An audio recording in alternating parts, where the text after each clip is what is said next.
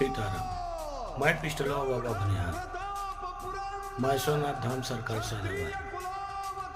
आप लोगों से सभी से अनुरोध है, सबसे, छोटे बड़े बड़े और बड़े, ब्राह्मण क्षत्रिय वैश्य और शूद्र, सबसे हमारा अनुरोध है कि आप सब लोग बाबा महेश्वरनाथ के प्रति आप जागरूक।